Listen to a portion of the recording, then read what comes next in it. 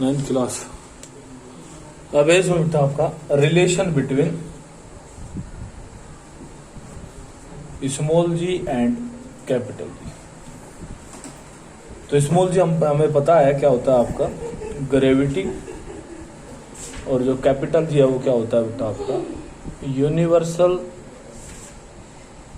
Gravitational constant. यानी कि इसका वैल्यू 9.8 होता है और इसका वैल्यू आपका 6.6 इंटू 10⁻⁻11। तो ये सारी चीजें हम लोगों ने पढ़ी थी पहले ही, लेकिन हमें देखना है कि इनकी अलग अलग तो वैल्यू हम जानते हैं, लेकिन इनके आपस में भी क्या कोई रिलेशन होता है।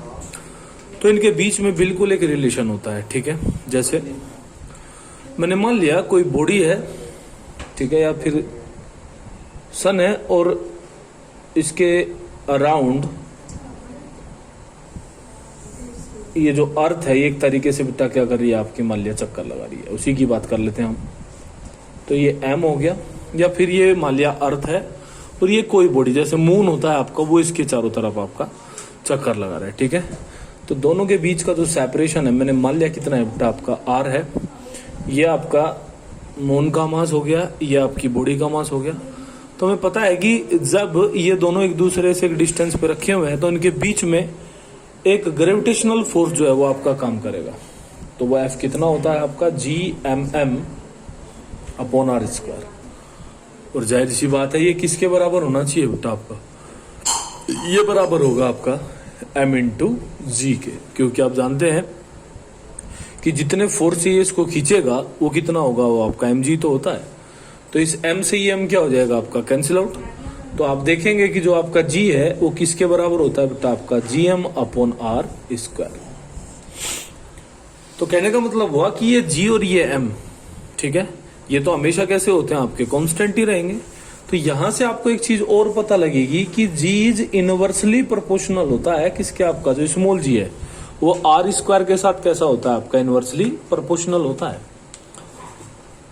तो इस बात से क्या मतलब हुआ, यानी कि जहां पे डिस्टेंसेज, वैसे तो हम इसको अर्थ सरफेस पर कैसा पढ़ते हैं आपका कांस्टेंट, हम देखते हैं कि भाई जहां पे भी हम इसको यूज करते हैं वहां पे हम इसको 9.8 ले लेते हैं, लेकिन क्या एक्चुअलनेस यही है? तो ये एक्चुअलनेस नहीं होती। जैसे जैसे डिस्टेंस बढ़ेगा तो जी का वैल्यू डिक्रीज करेगा, और जैसे जैसे डिस्टेंस घटेगा वैसे वैसे ही जी का वैल्यू आपका बढ़ेगा, ठीक है। जैसे आप लोग जानते हैं कि आपकी जो अर्थ है वो जाहिर सी बात है वो बिल्कुल सर्कुलर नहीं है, वो कैसी होती है आपकी, वो इलेप्टिकल होती है, यानी कि इलिप्स के जैसी। जैसे ये हो गया आपका, ठीक है, ऐसी होती है अर्थ हमारी, जिसमें से अगर आप देखें तो एक रेडियस बड़ा होता है और एक रेडियस छोटा होता है। तो जिस पॉइंट पे रेडियस बड़ा होता है उसको बोलते हैं इक्वेटर, क्लियर बात। और जहां पे ये छोटी होती है उसको क्या बोलते हैं आपका, उसको बोलते हैं पोल्स, क्लियर बात। तो आप देख सकते हैं यहाँ पे कि आर जो कैपिटल है वो ग्रेटर है किससे, आपका स्मॉल आर से। तो जाहिर सी बात अगर इस पॉइंट पर और इस पॉइंट पर आप जी की वैल्यू की बात करेंगे तो वो भी चेंज करेगी एकदम, क्योंकि हमने पहले ही पढ़ लिया कि जी इज इनवर्सली प्रोपोर्शनल है किसके बेटा आपका r² के, क्लियर बात। तो यानी कि जहां पे आर बड़ा है, तो आर बड़ा कहां पे है, यहां पे इक्वेटर पे, तो जी वहां पे कैसा होगा आपका छोटा हो जाएगा, यानी कि G equator is less than G poles. यानी कि पोल्स पर अगर आप एक्चुअलनेस देखें तो पोल्स पर वैल्यू ज्यादा होती है जी की और इक्वेटर पर वैल्यू आपकी कम होती है जी की। आई बात समझ में, ये एक्चुअलनेस है, लेकिन अर्थ सरफेस पर हम इसको कांस्टेंट मानते हैं और इसकी वैल्यू 9.8 को हम क्या कर लेते हैं बेटा आपका हमेशा यूज कर लेते हैं, ठीक है।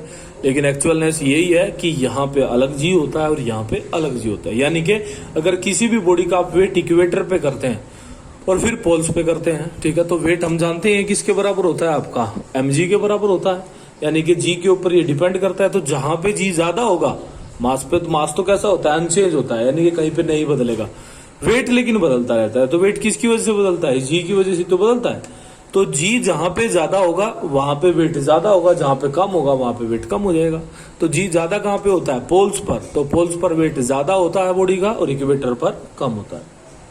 बात क्लियर है।